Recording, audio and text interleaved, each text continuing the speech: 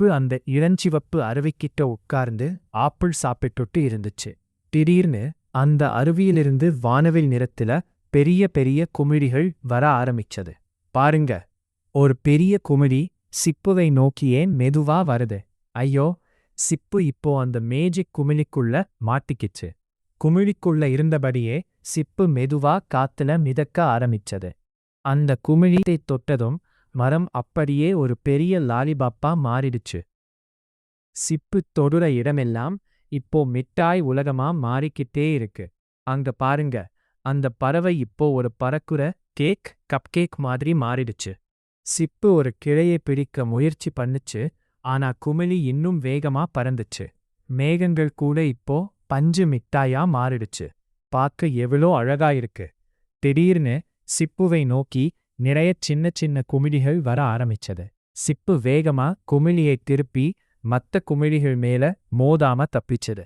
குமிழியை எப்படி ஓட்டணும்னு சிப்பு இப்போ கத்துக்கிச்சு. முன்னாடி பாருங்க, கூர்மையான சாக்லேட் முட்கள் இருக்கு. அதுல மோதினா குமிழி உடைஞ்சுடுமே.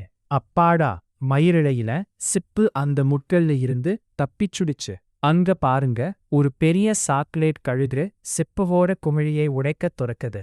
சிப்பு சாமர்த்தியமா குமிழியை மேலும் கீழும் நகர்த்தி கழுகு கிட்ட இருந்து தப்பிச்சது. கழுகு போயிடுச்சு. ஆனா சிப்பு எப்போ கீழே காடு இன்னும் மாறிக்கிட்டே இருந்துச்சு.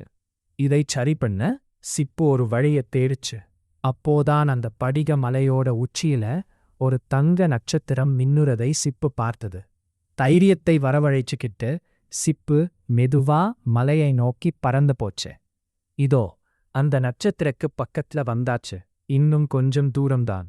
சிப்பு அந்த தங்க நட்சத்திரத்தை தொட்ட உடனே ஒரு பெரிய வெளிச்சம் உண்டாச்சு. கண்களை கூசுற அளவுக்கு அந்த வெளிச்சம் காடு முழுக்க பரவிச்சு. வெளிச்சம் மறைஞ்சதும் பார்த்தா குமிழி காணாம போயிடுச்சு. சிப்பு இப்போ சுதந்திரமா இருக்கு. தங்க ஒளியோட உதவியோட சிப்பு மெதுவா மலையிலிருந்து கீழே இறங்குச்சு. விட்டாய் காடு எல்லாம் இப்போ மெதுவா பழையபடி பச்சை மரங்களா மாறிடுச்சு. சிப்பு பத்திரமா தரையில இறங்கிடுச்சு. எல்லாம் சரியாயிடுச்சு. ஆ, எவ்ளோ பெரிய சாகசம் இது! சிப்பு நிம்மதியா ஒரு மூச்சு விட்டுச்சு. உலகம் பழையபடி மாறினாலும் அங்கங்க கொஞ்சம் மேஜிக் இன்னும் இருக்கத்தான் செய்யுது.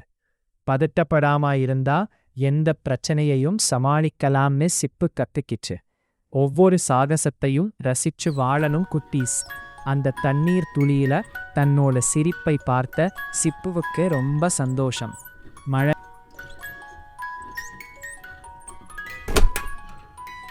வனத்திற்கு சப்ஸ்கிரைப் பண்ணுங்க.